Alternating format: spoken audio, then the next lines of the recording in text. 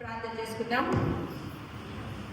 మా పరిశుద్ధుడు మమ్మల్ని మిట్టిగా ప్రేమించిన మా పరలోక తండ్రి, నీ యొక్క పరిశుద్ధ పాదములకు లెక్కించలేని స్థితిలో స్తోత్రాలను ఆచరించుకుంటున్నాను ప్రభా. గడిచిన ఆదివారం నుంచి ఆదివారం మమ్మల్ని ఎంతో క్షేమంగా సురక్షితంగా కాపాడి ప్రభా.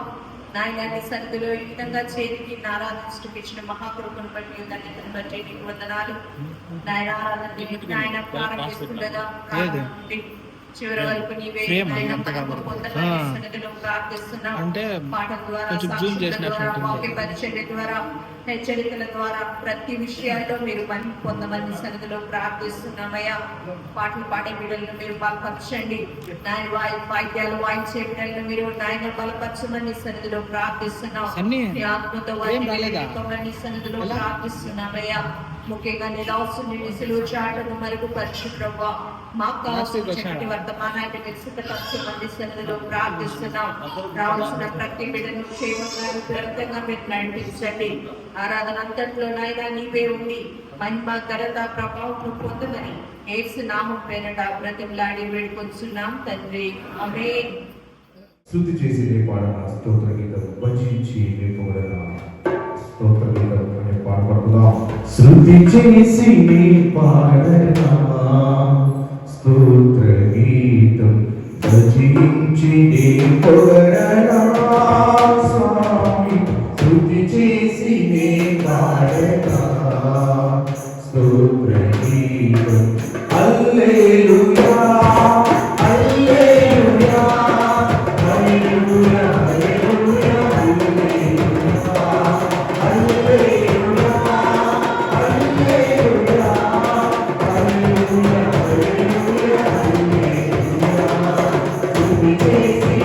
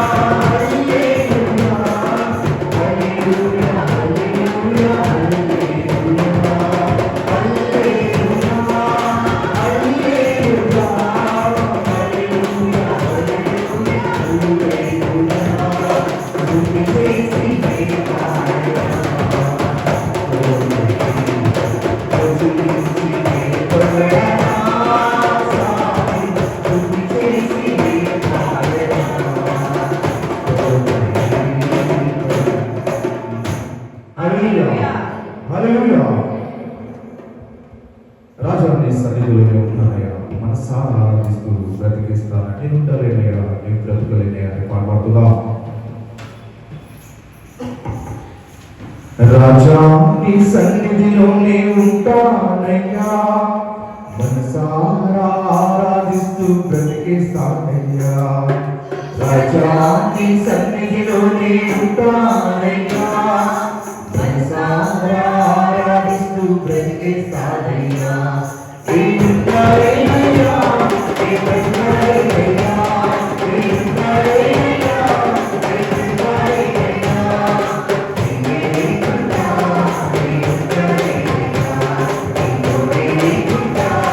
ఏమున్నారేనయ్యా, నీవే లేకుండా, ఏమున్నారేనయ్యా, నీవే లేకుండా, ఏమున్నారేనయ్యా, నీవే లేకుండా, ఏమున్నారేనయ్యా. రాజా నీ సన్నిధిలోనే ఉంటానయ్యా,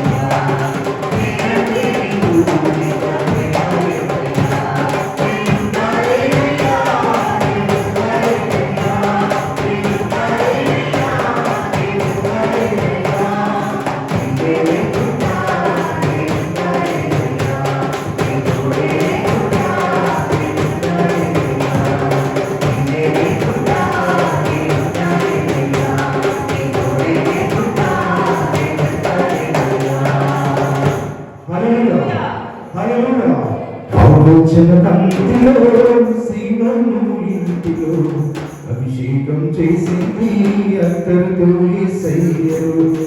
ఆలోచన పంక్తిలో సీమను ఇంటిలో అభిషేకం చేసింది అత్తరుతో యేసయ్యరు. కన్నీటితో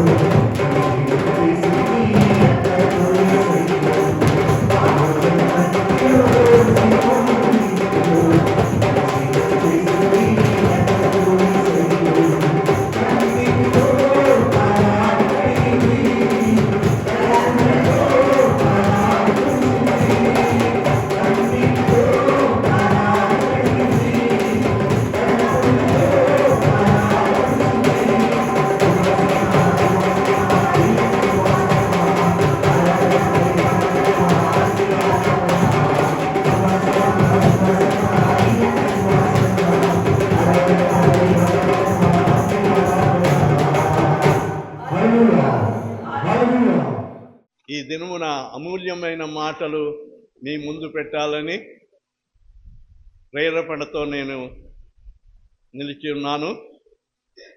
విలాప వాక్యములు 5వ అధ్యాయము 7వ వచనము. మా తండ్రులు పాపము చేసి గతించిపోయిరి, మేము వారి దోష శిక్షను అనుభవించుచున్నాము. దాసులు మాకు ప్రభువులైరి, వారి వశము నుండి మమ్మను విడిపింపువాడెవడునూ లేడు. చాలండి. చదవబడిన ఈ వాక్య భాగము శ్రద్ధగా ఆలకించండి. దేవుని ప్రజలైన ఇశ్రాయేలీలు బబులోను దేశమునకు చెరగొనిపోబడ్డారు. అక్కడ ఆ చెరలో బందీలుగా ఎన్ని సంవత్సరాలు? 70 సంవత్సరాలు అన్యుల ప్రదేశములో, ఆ అన్యుల వాతావరణంలో యూదులైన వారు అక్కడ కొనుక్కోబడి వారు పెట్టే దాస్యపు పనులు వారు చేయలేక ఏడుస్తూ ఉన్నారు. ఏడుపు, ప్రతిరోజు ఏడిపే ఏడిపే ఏడిపే ఏడిపే. సంతోషము వారి జీవితంలో లేదు. అక్కడికి వెళ్ళిన నాటి నుండి ఈ అన్యుల దేశములో మేము నివసించవలసి వచ్చిందే, ఎన్నడూ చూడని ఈ యొక్క విగ్రహ సంబంధమైన దేవతలు, పూజలు, పునస్కారాలు అవే మాకు కనబడుతున్నాయి తెల్లవారు తెలిస్తే అని చెప్పి వారు ఏడుస్తూ ఉన్నారు. ఇక్కడ చదవబడిన ఈ భాగములో మా తండ్రులు పాపము చేసి గతించిపోయిరి, మేము వారి దోష శిక్షను అనుభవించుతున్నామని ఏడుస్తూ ఉన్నారటండి. ఈ విలాప వాక్యములంటేనే, విలాపం అంటే దాని అర్థం ఏమిటంటే ఏడుపు, ఏడ్చుట. ఇర్మియా ఈ విలాప వాక్యములు రాశాడు. ఆయన చెరగొనిపోబడ్డాడు. ప్రవక్త, ఈయన పెద్ద ప్రవక్త. ఈ ప్రవక్త దేవుని చేత ఏర్పాటు చేయబడిన వాడు. దేవుని విషయాలు తన ప్రజలకు తెలియజేసేవాడు. అయితే వారు పడుతున్న బాధ, వారి ఏడుపును చూసి ఏమీ చేయలేక దేవునికి అప్పగించాడు. ఇక్కడ మనము పైనుండి చూస్తే 3వ వచనము నుండి, మేము దిక్కు లేని వారము, తండ్రి లేని వారము, మా తల్లులు విధవరాండ్లై. చూసారా వీళ్ళ బాధ ఎలాంటిదో అంటే, మేము దిక్కు లేని వారము, తండ్రి లేని వారము, మా తల్లులు విధవరాండ్లైపోయారు, తండ్రులు గతించిపోయారు, వారి భార్యలు విధవరాండ్లైపోయారు. అంతే కదండి, భర్తలు చనిపోతే భార్యలు విధవరాండ్లైపోయారు. ఇక్కడ ఈ పిల్లలు ఎలా ఏడుస్తున్నారో చూడండి. మా తల్లులు విధవరాండ్లయిరి. ఏమండి? ద్రవ్యం ఇచ్చి నీళ్లు త్రాగుతున్నాం. డబ్బులు ఇచ్చి నీళ్లు మనము కూడా నీళ్లు కొనుక్కుంటున్నాం. కుళాయిలో నీళ్ళు వచ్చినా అవి వాడుకోవటానికే కానీ తాగేదానికి ఒక బిందె వచ్చి 8 రూపాయలు పెట్టి మనము కొనుక్కొని తాగుతున్నాం. ఏమండి? అంతేనంటారా? మన పరిస్థితి కూడా అలాగే ఉంది. తర్వాత ఇంకా క్రింద క్రయధనమునకు కట్టెలు తెచ్చుకుంటున్నాము. క్రయధనం ఇచ్చి అంటే డబ్బు ఇచ్చి పొయ్యిలోకి కట్టెలు కొనుక్కుంటూ ఉన్నాము అని చెప్పి ఇక్కడ రాస్తూ ఉన్నారు. ఆ రోజుల్లో ఏ పక్కకి వెళ్ళినా కట్టెలే. మేము ఇక్కడ గుడి కట్టినప్పుడైతే ఈ చుట్టూ అంతా ఏమి ఇళ్ళు లేవు, అన్నీ ఎక్కడ చూసినా సీంజాల చెట్లే. ఎవడన్నా దొంగ పారిపోతే ఆ చెట్లులోకి వెళ్ళిపోయాడంటే ఇంకా కనబడ్డనమాట అండి. అంత భయంకరమైన మరి అడవి ప్రదేశం ఇది. ఇక్కడికి రావటానికి కూడా ఈ చాలా భయపడేవారు ఆ రోజుల్లో. ఆ రోజుల్లోనే వారు కట్టెలు కొనుక్కుని మరి వంట చేసుకుంటున్నారని చెప్పి ఇక్కడ వ్రాయబడి ఉన్నది. అది కూడా పరిశుద్ధాత్ముడు వ్రాయించి పెట్టాడు. మమ్మును తరుమువారు మా మెడ మీదకి ఎక్కి ఉన్నారు. చూసారా, వారు అంటే వారు చెరగుని తీసుకొచ్చిన వాళ్ళు మరి వీరి మెడ మీద బరువులెత్తి వారిని బాధ పెడుతూ ఉన్నారండి. ఇంకా మేము అలసట చెంది ఉన్నాము, విశ్రాంతి లేదు మాకు లేదు, విశ్రాంతి అనేదే మాకు లేదు, నెమ్మది లేదు, ప్రతిరోజు ఇదే ఏడుపు. ప్రియమైన వారలారా, అమ్మా, ఇంతకీ నేను చెప్పబోయే వాక్యం ఏమిటంటే మన మూల వాక్యము, మా తండ్రులు పాపము చేసి గతించిపోయారు. మా పితరులు చేసిన పాపము, తల్లిదండ్రులు చేసిన పాపము ఏమండి బిడ్డలకు వస్తుందని మామూలు సామెత ఉంది. వాక్యం కూడా అదే చెప్తుంది. ఎక్కడెక్కడ పరిశుద్ధాత్ముడు ఈ విషయము రాశాడో మీకు ఈ దినమున కొన్ని చూపిస్తాను. అన్నీ చెప్పడానికి సమయం లేదు, కానీ నిర్గమాకాండము ఆది కాండము తర్వాత నిర్గమాకాండం వస్తుంది. 20వ అధ్యాయము 5వ వచనం చూడండి. ఏలయనగా మీ దేవుడైన యెహోవానగు నేను రోషము గల దేవుడను, నన్ను ద్వేషించు వారి విషయములలో 3-4 తరముల వరకు తండ్రుల దోషమును కుమారుల మీదికి రప్పించేదను. చాలండి. ఇక్కడ ఆజ్ఞలు మోషే ద్వారా దేవుని ప్రజలైన ఇశ్రాయేలీయులకు ఆజ్ఞను ఇస్తూ ఈ ఆజ్ఞలలో ఈ మాట సెలవిస్తూ ఉన్నాడు. విశ్రాంతి దినమును పరిశుద్ధముగా ఆచరించటము జ్ఞాపకముచ్చుకోండి. విశ్రాంతి దినం అంటే ఆదివారం. మనకి పాత నిబంధన గ్రంథములో విశ్రాంతి దినం అంటే శనివారం వస్తుంది. సెవెంత్ డే వాళ్ళు ఇప్పటికీ కూడా సెవెంత్ డే వాళ్ళు ఆరాధన శనివారమే ఆరాధన చేస్తారు. శుక్రవారము వాళ్ళు విశ్రాంతి దినముగా పరిగణిస్తారు. అయితే మనము ఆరాధన ఎందుకు ఆదివారం అంటే యేసు ప్రభువారు శుక్రవారం సిలువ వేయబడి ఆదివారము అయ్యున్నాడు. ఆయన పునరుత్థానుడయ్యున్నాడు కాబట్టి ప్రతి ఒక్కరూ మరి ఆదివారము విశ్రాంతి దినముగా, పునరుత్థాన దినముగా, ప్రభు దినముగా ఆచరిస్తూ ఉన్నారు. ఆ రోజుల నుంచి బ్రిటిష్ కాలం నుండి కూడా మరి ఆఫీసులు కానివ్వండి, ప్రభుత్వ బడులు కానివ్వండి, ఇంకా ప్రతి షాపు కూడా పెద్ద పెద్ద షాపులు కూడా ఆదివారము సెలవు. అది ఆనాటి నుండి ఈనాటి వరకు కూడా మరి అది సెలవు దినముగా ప్రకటింపబడింది. దేవుని బిడ్డలైతే విశ్రాంతి దినముగా దానిని మనము ఆచరించాల. ఎందుకంటే ప్రభు పునరుత్థాన దినం, అది ప్రభు దినము. 6 దినాలు నీవు కష్టపడి పని చేసుకో. నువ్వు పని చేసుకోవటానికి 6 దినాలు నీకు ఇచ్చాడు.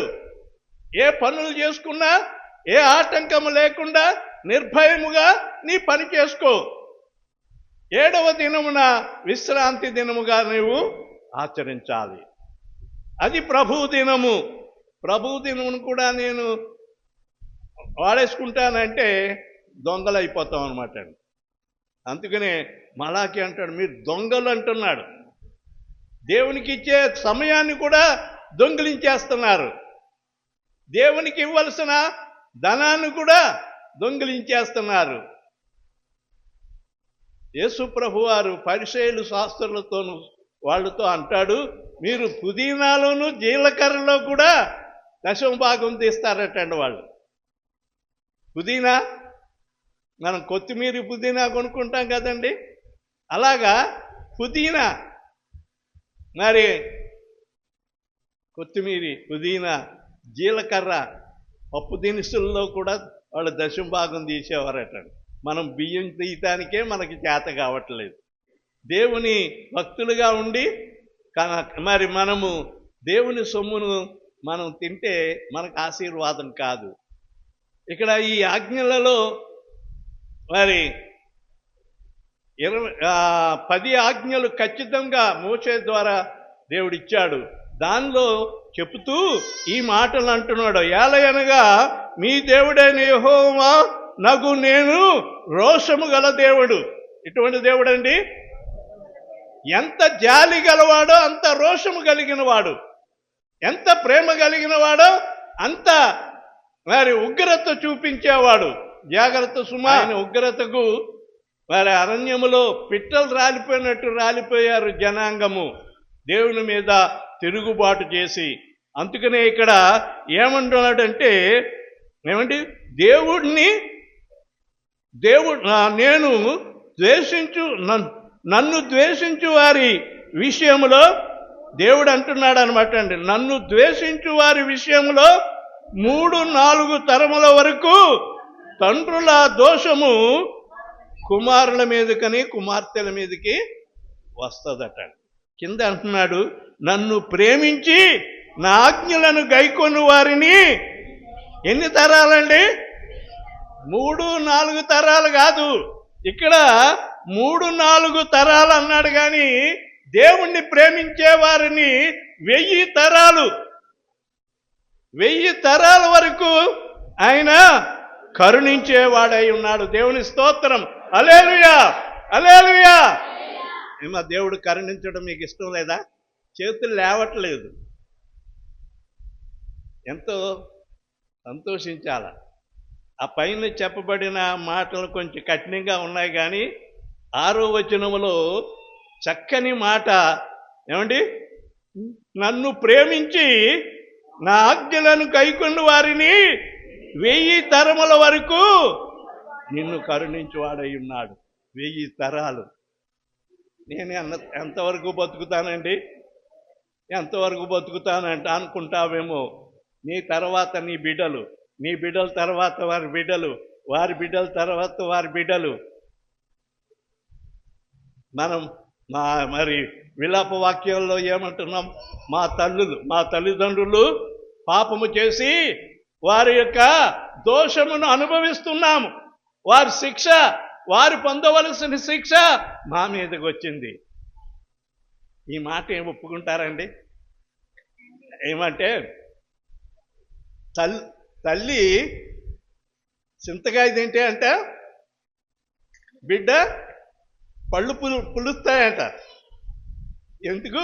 మనం ఎవరైనా మన ఎదురుగుండా చింతకాయ తింటా ఉంటే ఆమె తింటున్నా చింతకాయ చూస్తూ ఉంటే మనం తినకుండానే మన పళ్ళు పులిసిపోయినట్టు అంట.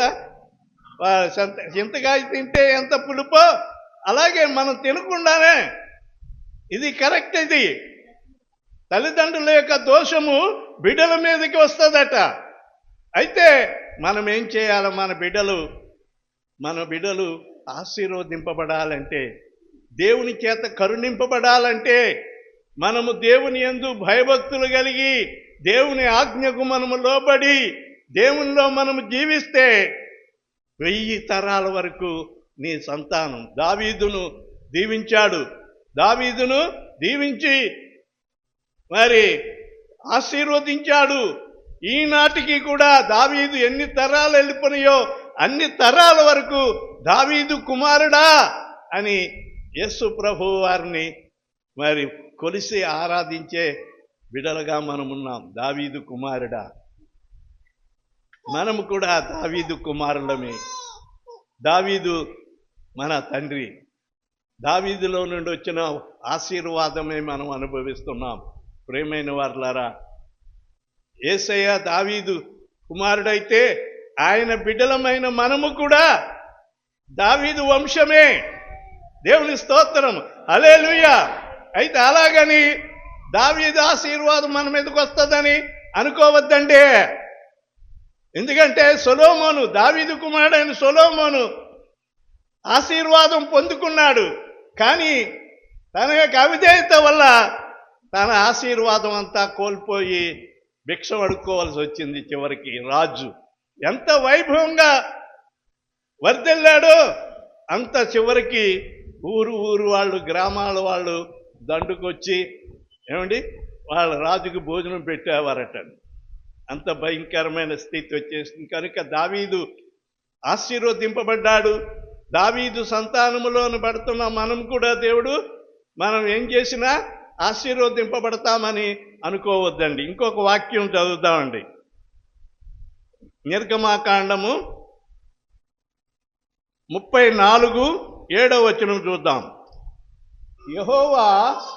యెహోవా ఆయన 1000 మందికి కృప చూపుచు దోషములను, అపరాధములను, పాపములను క్షమించును గాని, అక్కడ గాని అన్నాడండి. చూసారా, ఆయన కృప చూపుచు 1000 మందికి కృప చూపుతూ దోషమును, అపరాధమును, పాపమును క్షమించును గాని. ఇప్పుడు చదవమ్మా. ఆయన ఏమాత్రమును దోషిని నిర్దోషిగా ఎంతడు. చాలండి. ఎవరు నీవు దోషం చేసి దోషిగా పిలువబడుతున్నావో ఆ దోషమును బట్టి నీవు దేవుని దగ్గరకు వచ్చి పశ్చాత్తాపపడితే, దేవా నేను దోషిని. దోషి అంటే అపరాధిని. నేను తప్పు చేశాను, నీ ఆజ్ఞను నేను మీరాను, దేవుని సన్నిధికి వెళ్లకుండా ఎన్నో మారులు నేను ఏమంటే తప్పిపోయాను. ఒకసారి 2 సార్లు కాదు, చాలాసార్లు. కొంతమంది సంస్కారానికి కూడా రాకుండా పోయిన ఆదివారం అయితే ఎంత బాధ అయిందంటే, అర్ధం మంది కూడా ఇంతమందే వచ్చారు. ఇప్పుడు ఎంతమంది వచ్చారో అంతమంది సంస్కారానికి అబ్బో జనం చాలామంది వస్తారని పాపము ముద్దలు మరి వంటలు బాగా చేసేసారు. చివరికి అవన్నీ మిగిలిపోతే పంచిపెట్టడానికి కూడా ఎక్కడ పంచిపెడతాం? మిగిలిపోయిన అర్థానికి అర్థం మిగిలిపోయినాయి.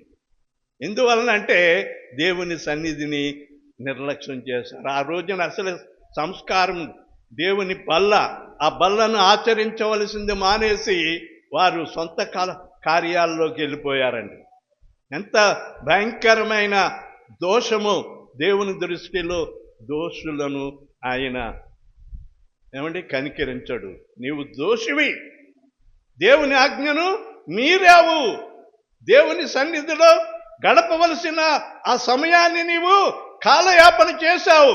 భయంకరమైన శిక్ష. నేను కాదు, దేవుడే అంటున్నాడు ఇక్కడ. ఏమండి,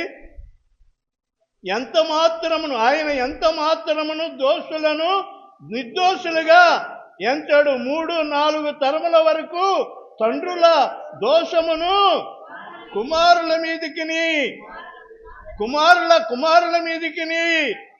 రప్పించి ప్రకటింపబడుతుందటండి. అక్కడ భయంకరమైన మాటలు ఇవి. నీవు తప్పు చేయటం ఏంటి? నీ తర్వాత నీ బిడ్డలు కుమారులు కానివ్వండి, కుమారులు కానివ్వండి, కుమార్తెలు కానివ్వండి, కుమార్తెలు కానివ్వండి, మనము అవివేకం పనులు చేయుట వలన దేవుని సన్నిధిలో మనము గడపవలసిన సమయాన్ని గడపక, ఏమండి, మనము లోకానుసారముగా లోకస్తులతో కలిసిపోతే మరి నీవు దోషివి. దోషి అంటే దోషులు కాదండి, నీవు నేరస్తురాలవు, నేరస్తుడవు. ఇంకొక వాక్యం చదువుదామండి. లేవి, ఆ పక్కనే ఉంది లేవి కాండము. ఇవి ఆజ్ఞలతో కూడిన మాటలండి, కనుక జాగ్రత్తగా ఆలకించాలి. ఈ ఆలకించడంలో కూడా మీరు ఏమాత్రం నిర్లక్ష్యంగా ఉంటే అది దేవుని దృష్టిలో ఏమండి ఎవరు? దేవుని దృష్టిలో ఎవరండి? దోషులు. దేవుని దృష్టిలో మీరు నేరస్తులు. దేవుని వాక్యం చెప్తా ఉంది చూడండి. 26వ కీర్తన 26వ అధ్యాయము, లేవి కాండము 26వ అధ్యాయము 39వ వచనం చదువుదామండి. మీలో మిగిలిన వారు తమ శత్రువుల దేశములో తమ దోషములను బట్టి క్షీణించిపోవటం అంటే అంతరించిపోవటం అన్నమాట అండి. అరణ్యములో దేవుని ప్రజలైన ఇశ్రాయేలీయులు దేవుని ఆజ్ఞలు వారికి ఇవ్వబడ్డాయి. మోషే వారిని నడిపిస్తూ ఉన్నాడు. మోషే నడిపిస్తూ ఈ మాటలు చెప్పినప్పుడు వారు ఈ మాటలు ఆలకిస్తూ ఉన్నారన్నమాట అండి. మీలో మిగిలిన వారెవరు? శిక్షకు పాత్రులై కొంతమంది హతులైపోయారు. దేవుని మీద తిరుగుబాటు చేశారటండి. దేవుని మీదను మోషే మీద తిరుగుబాటు చేశారటండి.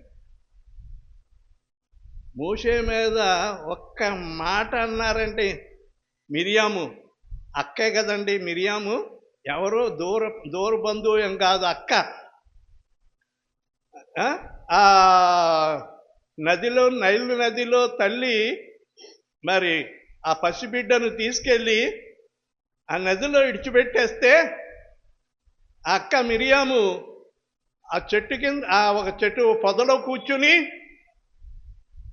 ఆ నదిలో ఉన్న ఆ యొక్క పసికందును చూసుకుంటూ కనిపెట్టుకున్న ఆ మిరియాము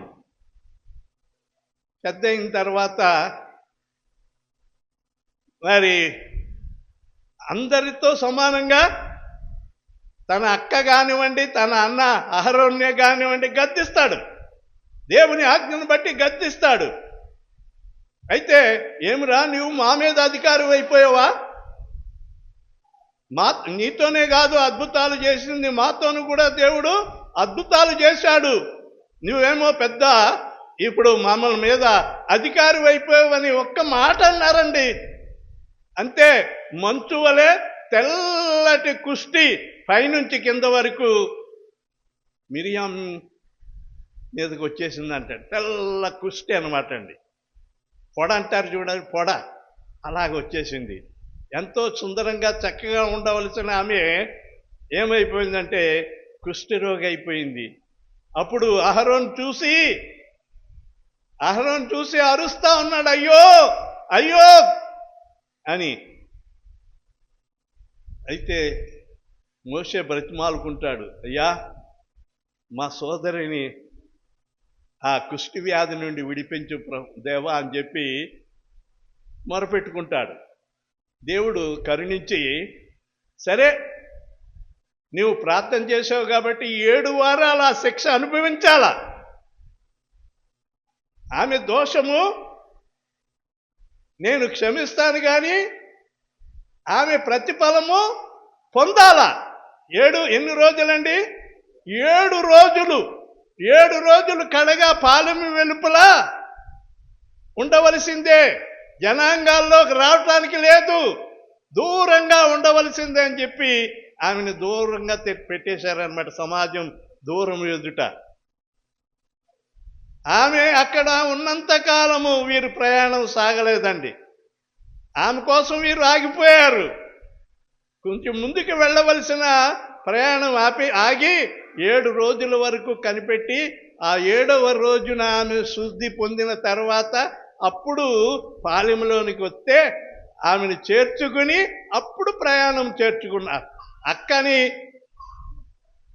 మరి దేవుడు అక్కడ ఆమె దోషాన్ని క్షమించాడు, కానీ ఆమె శిక్షను మాత్రము ఖరారు చేయలేదు. ఆ శిక్షను అనుభవించవలసి వచ్చింది. ప్రియమైన వారలారా, మనం చేసే పొరపాట్లు మన బిడ్డల మీదకి ఏలు అవుతాయి అన్నమాట. వారి బిడ్డలు ఎన్ని తరాలండి? 3-4 తరాల వరకు ఈ శిక్ష వారు భరించవలసిందే. నీవు అపరాధివి. దేవుని ఆజ్ఞను మీరితే అపరాధివైపోతావు.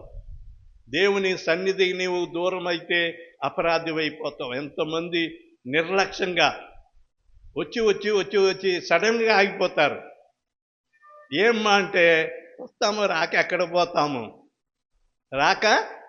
పోతాము. అయితే దేవుని సన్నిధికి రాకపోవటం వల్ల కొంత శ్రమ అనుభవించారు, ఆ దోష శిక్ష అనుభవించారు.